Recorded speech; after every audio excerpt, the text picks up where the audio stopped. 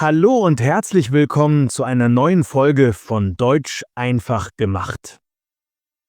Ich freue mich sehr, dass du heute wieder dabei bist, um die Puzzleteile, die wir in den letzten Folgen gesammelt haben, zu einem vollständigen und eleganten Bild zusammenzusetzen.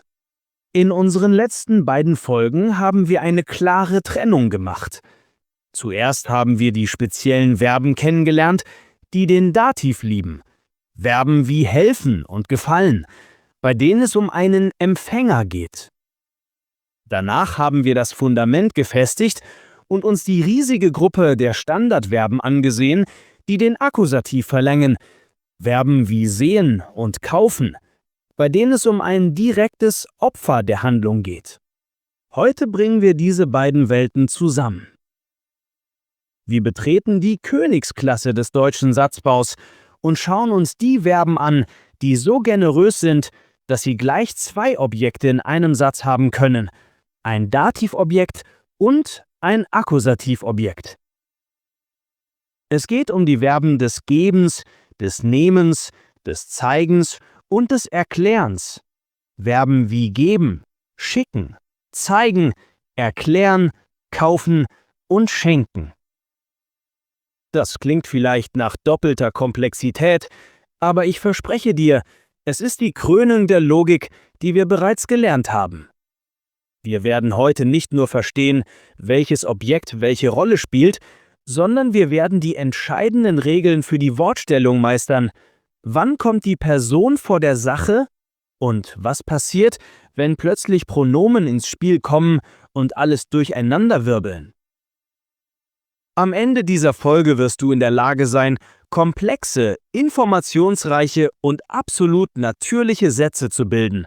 Du wirst nicht mehr nur sagen, ich kaufe ein Buch, sondern ich kaufe meiner Freundin ein Buch. Bist du bereit für das große Finale der Objekte? Dann lass uns die Rollen verteilen.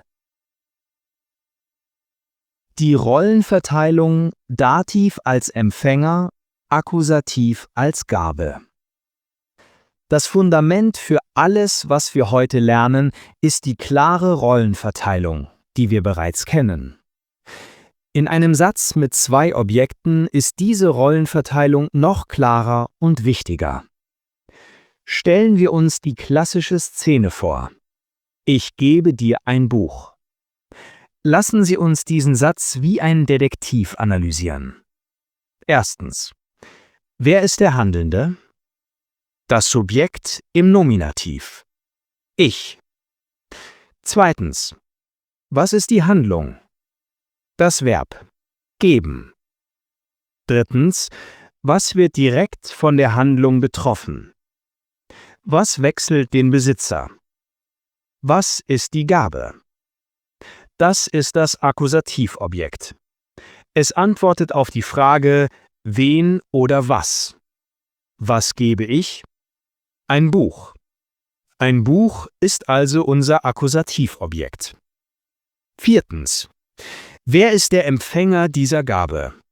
Wer profitiert von der Handlung? An wen ist die Handlung gerichtet? Das ist das Dativobjekt. Es antwortet auf die Frage, wem? Wem gebe ich ein Buch?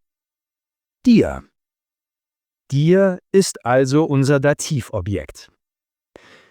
Diese Logik ist der rote Faden, der sich durch alle Verben mit zwei Objekten zieht.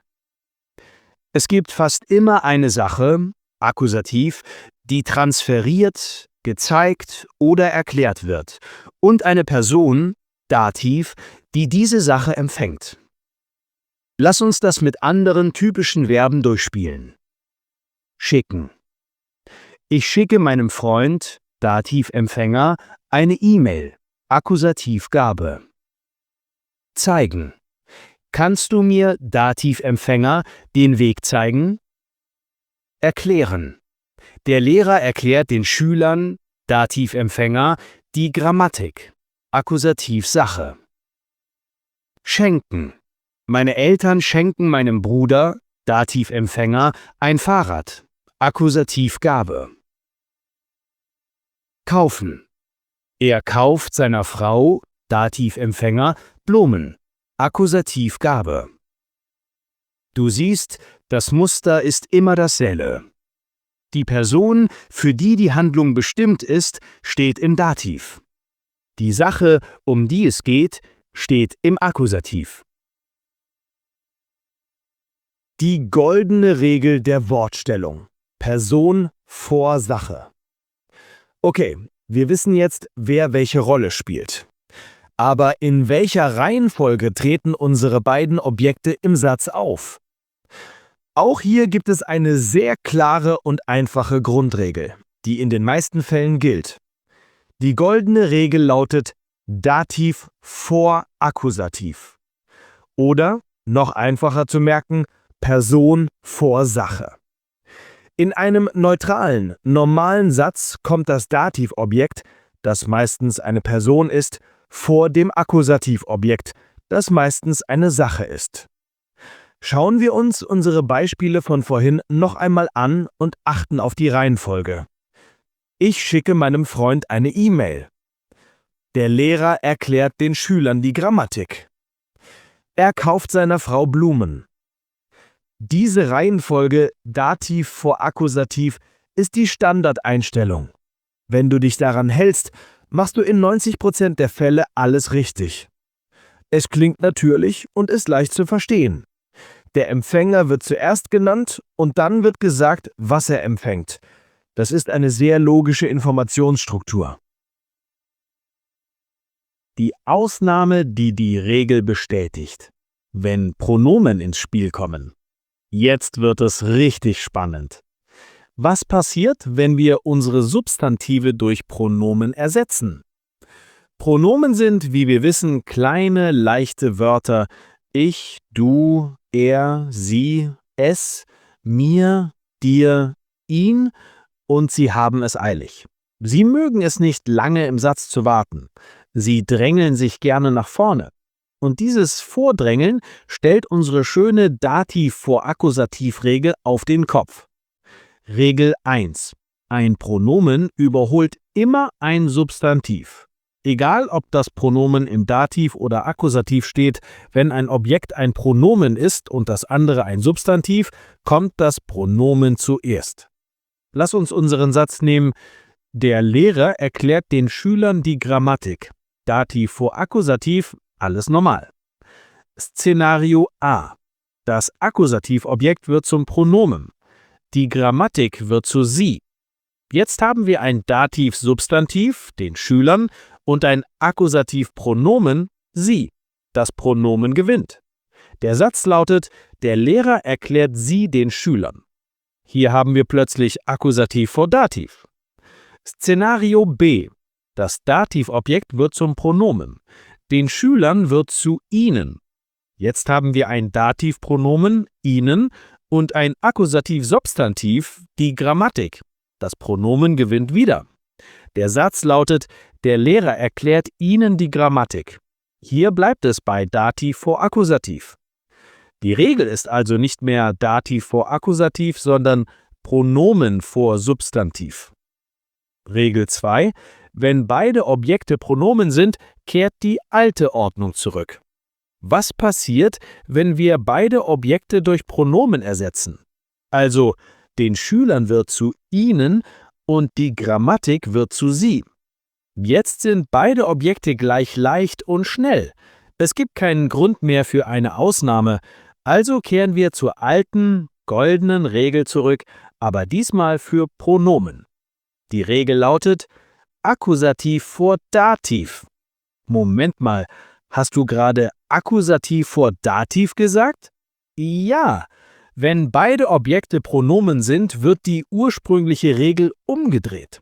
Der Satz lautet, der Lehrer erklärt sie ihnen. Sie, Akkusativ, kommt vor ihnen, Dativ. Das ist der kniffligste Punkt, aber er folgt einer festen Regel. Lass uns es zusammenfassen. 1. Zwei Substantive, Dativ vor Akkusativ, Person vor Sache. 2. Ein Pronomen, ein Substantiv, das Pronomen kommt zuerst. 3. Zwei Pronomen, Akkusativ vor Dativ. Die Regeln in Aktion. Ein Dialog voller Geschenke. Um diese Regeln zu verinnerlichen, hören wir uns einen Dialog an. Lisa und Tom sprechen über Geburtstagsgeschenke. Achte genau auf die Wortstellung der Objekte. Hast du schon ein Geschenk für Mama? Ich habe ihr ein Buch gekauft. Analyse: Dativpronomen ihr plus Akkusativ Substantiv ein Buch. Das Pronomen kommt zuerst. Die Reihenfolge ist Dativ vor Akkusativ. Ein Buch ist eine gute Idee. Ich wollte ihr auch eins kaufen. Zeigst du es mir mal? Analyse: Satz 1. Dativpronomen ihr plus Akkusativpronomen 1. Dativ vor Akkusativ. Satz 2.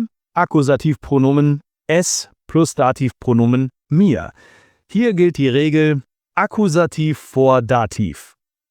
Klar, hier. Ich kann es dir gerne geben.